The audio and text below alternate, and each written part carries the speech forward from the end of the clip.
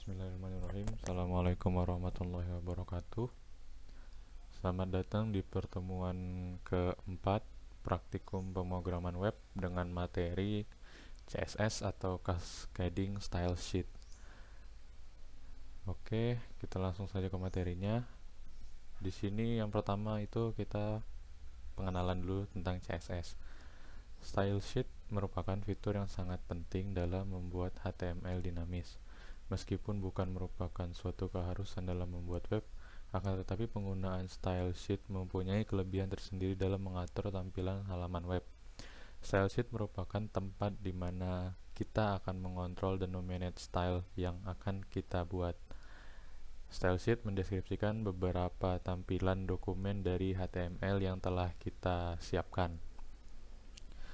Lalu style sheet ini atau CSS ini juga mempunyai beberapa fakta. Nah, fakta yang pertama yaitu telah didukung dengan kebanyakan browser versi baru tetapi tidak didukung oleh browser versi lama.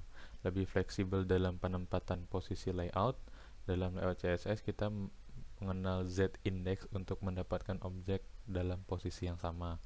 Lalu menjaga HTML dalam penggunaan tag yang minimal. Hal ini berpengaruh terhadap ukuran dan kecepatan downloading. Mendapat menampilkan konten utama terlebih dahulu sementara gambar dapat ditampilkan sesudahnya. Penerjemahan CSS berada di setiap browser itu berbeda. Tata letak akan berubah jika dilihat dari berbagai browser. Lalu yang terakhir, CSS adalah layouting masa depan dengan menggabungkan bersama XHTML. Oke, seperti yang teman-teman tahu, CSS ini mungkin udah teman-teman kenal di beberapa pertemuan terakhir karena memang sering digunakan walaupun penggunaannya masih sangat minim atau masih jarang teman-teman gunain. Oke, tapi di sini kita akan menggunakannya untuk menghias website yang kita buat. Oke, langsung ke sintaks CSS-nya. Di sini sintaks CSS dibagi atas 3 bagian, yaitu selector, property, dan value. Bentuk susunannya adalah seperti ini.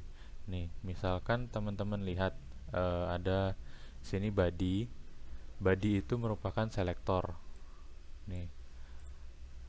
Nah, selektor itu apa? Selektor itu merupakan elemen atau tag HTML normal yang ingin didefinisikan. Nah, berikutnya itu ada property. Property itu color. Color itu bisa dibilang atribut yang ingin dirubah stylenya dari masing-masing property. Nah, nilainya tuh black. Misalkan teman-teman pengen colornya tuh black, maka black itu merupakan value atau nilai yang ingin didefinisikan dari suatu properti yang sudah disebutkan di sebelumnya. Jadi body buka kurung kurawal harus color titik 2 black tutup titik koma untuk value-nya. Oke, maksud perintah di atas, jika selektor body dipanggil pada HTML, tampilan tulisan halaman web akan berwarna hitam. Property dan value dalam satu selektor bisa lebih dari satu, contohnya sebagai berikut. Nah, misalkan teman-teman selektornya nih body atau H1 atau P juga bisa. Nah, di selektor itu teman-teman pengen ngubah warna sama ngubah font family-nya. Nah, jadi teman-teman tinggal tambahin aja font family sama color dengan value yang diinputkan sesuai dengan kebutuhan teman-teman. Kalau di sini colornya diinputin black, font family-nya dimasukin Arial untuk value-nya.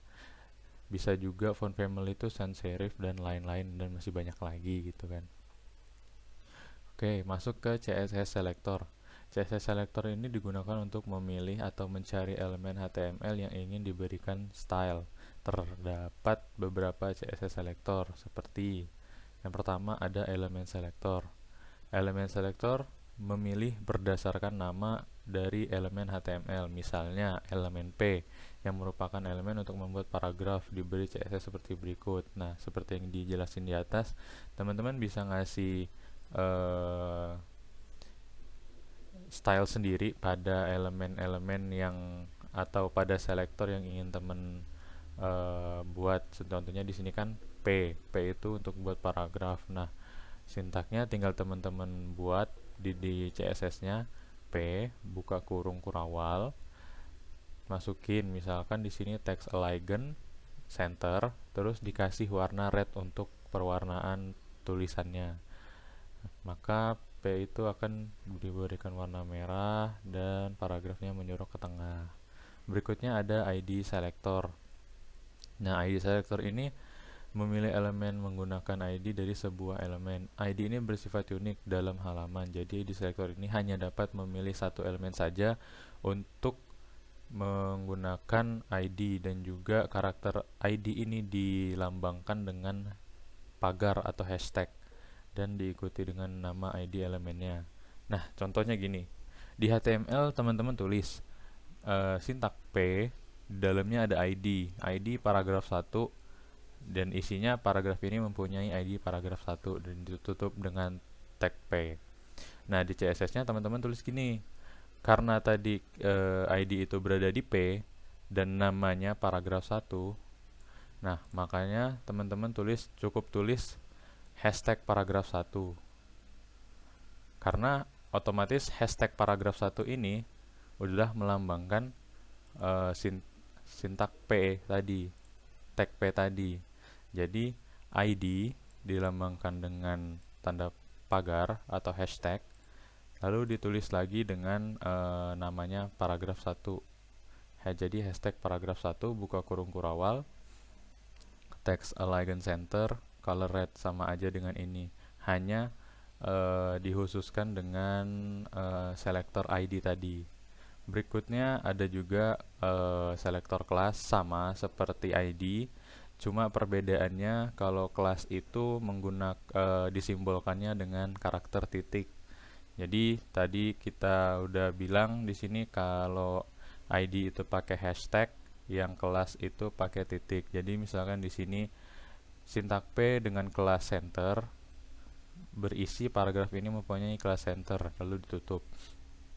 Nah, teman-teman tinggal manggil titik titik center buka kurung kurawal, isi dalamnya text align dan juga color red. Ini sesuai dengan kebutuhan teman-teman aja nanti pas saat ngodingnya. Lalu otomatis teks yang ada di paragraf P ini akan berubah ke tengah dan juga berwarna merah. Lalu ada universal selector. Nah, universal selector ini memilih semua elemen dalam HTML. Untuk memilih semua elemen digunakan karakter bintang tanpa diikuti apapun. Jadi di sini teman-teman di CSS-nya teman-teman cukup menuliskan bintang buka kurung kurawal, nanti otomatis misalkan di dalamnya teman-teman pengen kontennya nih berada di tengah semua. Jadi teman-teman tinggal bikin bintang, text align center, dan warna teksnya pengen berubahin warna biru, makanya dia jadi warna biru, dan keseluruhan kontennya akan di tengah dan berwarna biru tulisannya. Lalu berikutnya ada grouping selector. Nah, di grouping selector ini digunakan untuk memilih elemen HTML yang mempunyai definisi style yang sama. Misalnya elemen H1, H2, dan P mempunyai style seperti berikut. Jadi di sini H1 punya text align center, colornya red, sama seperti H2 dan P. Kan ini kalau kita lihat tidak efisien. Kalau kita sebutin satu-satu lebih memakan tempat. Nah, kita bisa grouping dengan cara sebut aja, misalkan karena sintaknya sama, ini berlaku untuk sintak yang sama ya.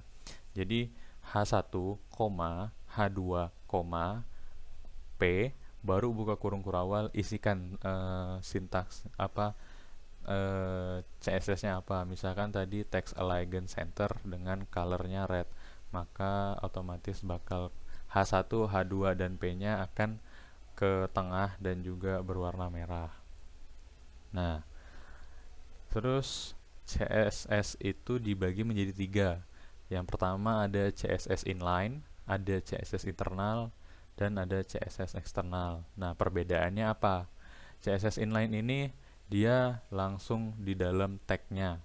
Misalkan di sini H1 kita panggil dulu style, baru masukin colornya blue, font size-nya 20 dengan isinya this is a heading. Nah, jadi otomatis di sini teman-teman bakal langsung ngasih CSS-nya di dalam tag yang sama. Tuh, di dalam tagnya H1 sama dengan P juga. Jadi kalau teman-teman buka tag P terus isiin apa dalamnya, baru dipanggil style untuk untuk pengeditan CSS-nya gitu. Itu untuk inline CSS.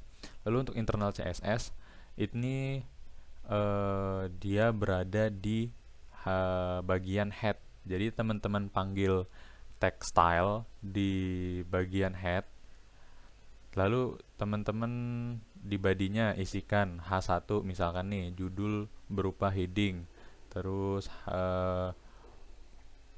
ada tag P, kalimat ini ada di dalam tag paragraf. Nah, di headnya teman-teman panggil style, lalu ketikkan H1 dengan isi CSS yang ingin teman-teman buat. Misalkan di sini color red, text align center, lalu untuk P-nya kita kasih color red aja. Lalu otomatis nanti di sini akan berubah sesuai dengan apa yang teman-teman inputkan untuk pengeditan CSS-nya.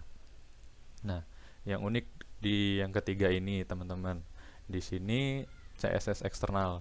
Jadi teman-teman udah buat nih misalkan HTML-nya sendiri tanpa memanggil CSS tanpa menggunakan CSS inline serta CSS internal. Nah, teman-teman udah buat di badinya ada H1 sama P. H1 itu judul berupa heading, P-nya tuh kalimat ini ada di dalam tag paragraf. Nah, yang uniknya adalah teman-teman buat file CSS ini terpisah. Jadi teman-teman punya file HTML1 dan juga file CSS1 tapi di dalam folder yang sama. Bisa juga di luar folder, cuma nanti beda di pemanggilannya saja.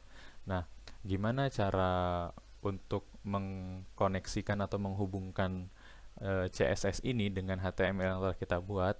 Kita cukup memanggil dengan tag link. Nanti ini akan default keluar rel style sheet, type-nya text atau CSS. Nah, yang perlu teman-teman isikan adalah style CSS ini.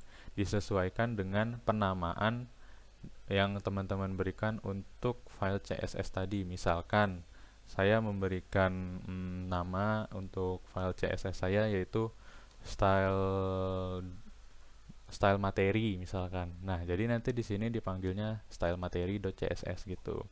Dengan isinya sama, bisa teman-teman sesuaikan. Misalkan panggilnya H1, color red, text align center, tutup pakai kurung kurawal, lalu P isinya color red. Nah, seperti itu. Mungkin kalau teman-teman bingung, kita langsung ke penjelasan codingnya saja.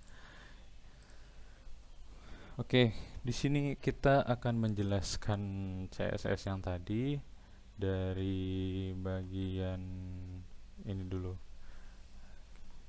Dari sintaks CSS. Oke, dari langsung di sini aja ya, CSS selector. Nah, kita buat dulu di badinya pengen ngisi apa, misalkan H1. H1 kita buat pertemuan 4.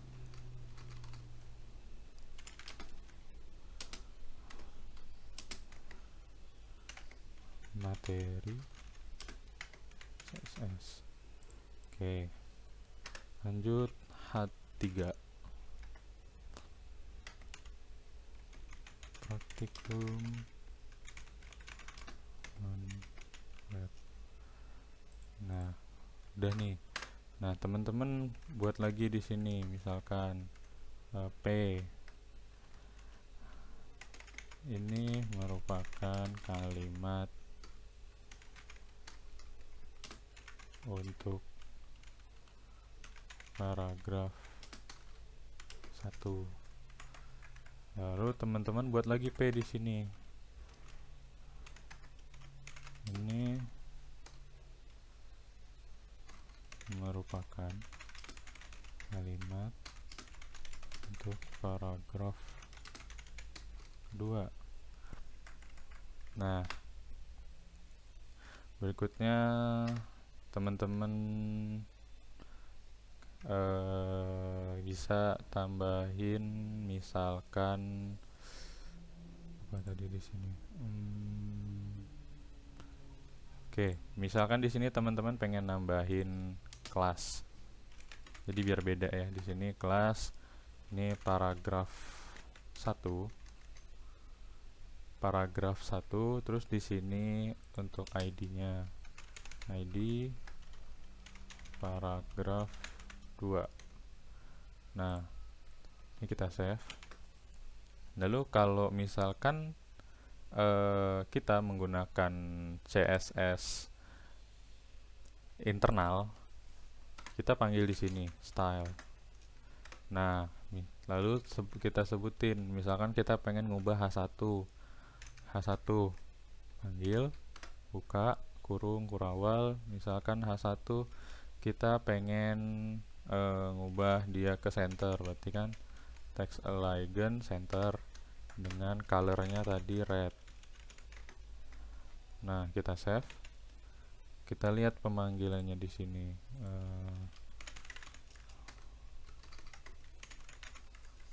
Localhost pertemuan 4.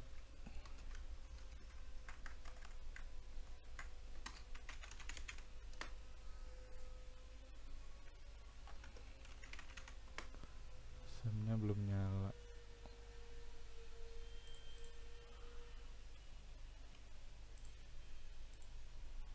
Nah, gini.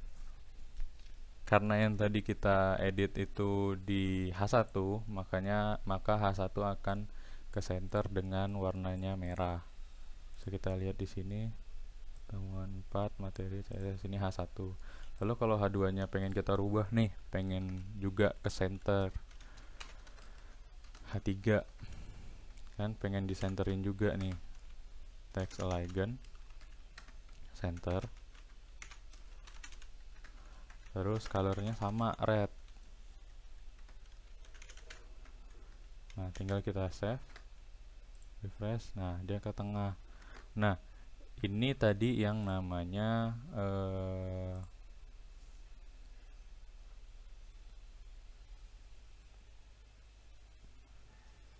nah, ini namanya selector H1 tadi.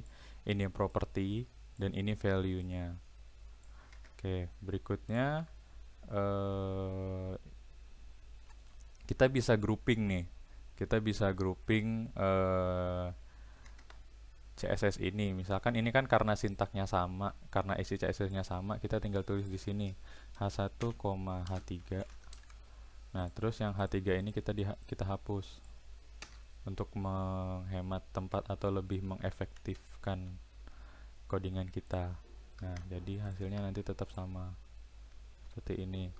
Lalu berikutnya, kalau seumpama kita pengen ngasih tag universal, nih kita tinggal tambahin aja di sini tanda bintang, terus text align center. Nah, ini misalkan kita save, maka dia akan tetap, maka yang lainnya akan ke tengah juga seperti ini. Nah, lalu di sini kita pengen ngasih perbedaan antara kelas sama si ID. Nah, kalau kelas tadi dilambangkan dengan titik, berarti kita panggil namanya paragraf, kelas paragraf 1 buka kurung. Nah, kita pengen ngebedain antara kelas sama ID. Nah, di kelas ini kita kasih colornya blue. Nah, dengan font size misalkan kita kasih 50 px.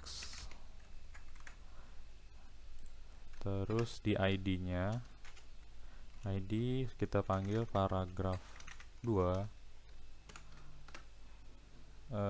Colornya misalkan blue violet, lalu font size nya kita kasih 20 px, lalu kita save, kita lihat hasilnya. Nah, ini perbedaannya, ini yang kelas, ini yang ID. Jadi pemanggilannya cukup menggunakan kelas ini yang dilambangkan dengan titik, lalu kita panggil namanya yang kita inputin di sini paragraf 1, dan dia sudah mewakili tag P yang ada di sini. Nih, sama halnya dengan yang ID, paragraf, lalu ID dilambangkan dengan hashtag, maka dia akan mewakili P yang di sini. Oke, berikutnya untuk penggunaan eksternal CSS, kita buat file baru. Nah, namanya kita cari dulu di sini CSS. Terus kita save. Nah, kita letakin di file yang sama di sini. Kita kasih di sini style underscore materi, save. Nah, CSS yang ada di sini kita pindahin ke dalam CSS yang ke dalam file CSS yang kita buat, lalu kita save. Coba kita jalanin, pasti dia akan error dan kembali ke default.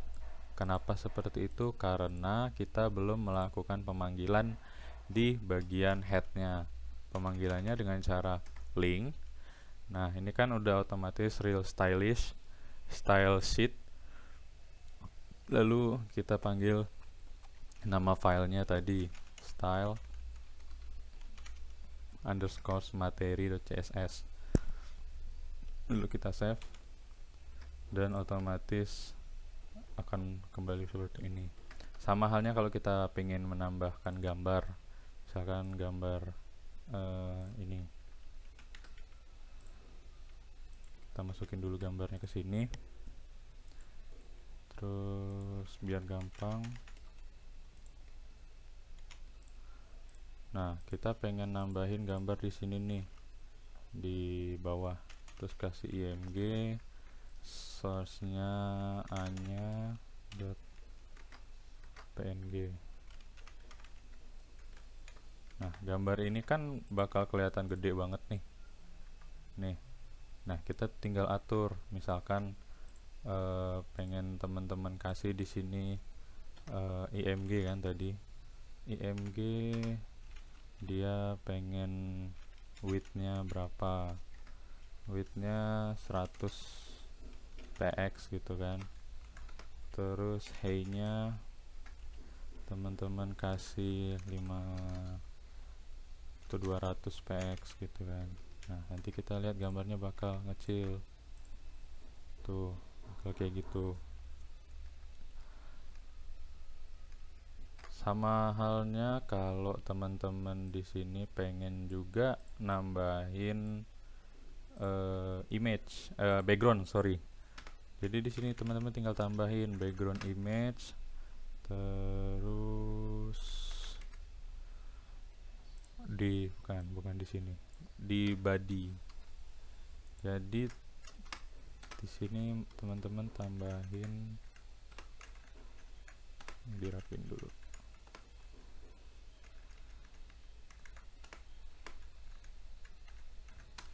Body, misalkan di dalamnya background image, terus URL. Nah, ini tinggal teman-teman panggil a-nya .png, save, dia bakal gantiin langsung jadi background di sini. Nah, kalau mau ngaturnya tinggal tambahin aja background repeat, no repeat, background position fix, terus background background size nya cover. Nah nanti dia otomatis bakal nyesuaiin langsung, nggak sih jadi gambar fullnya gitu. Satu lagi untuk referensi CSS nya teman-teman bisa cari di sini di W3 School nama websitenya untuk referensinya. Terus dijelajahin aja di sini teman-teman mau nambahin CSS apa dan lain-lainnya bisa cari di sini, juga bisa belajar beberapa bahasa pemrograman yang lain. Oke, mungkin dari saya cukup untuk materi pertemuan 4 yaitu CSS pada hari ini. Semoga teman-teman paham tentang materi yang telah disampaikan. Bila ada pertanyaan bisa disampaikan melalui grup atau PC asistennya. Lalu kalau ada terindikasi teman-teman mengerjakan praktikum atau post test atau juga pretestnya sama dengan yang lain, maka otomatis akan langsung inhal. Oke, kerjakan pretest, praktikum sama post testnya sesuai dengan jadwal atau waktu yang telah ditentukan. Saya tutup pertemuan kali ini. Billahi taufiq wal hidayah. Wassalamualaikum warahmatullahi wabarakatuh.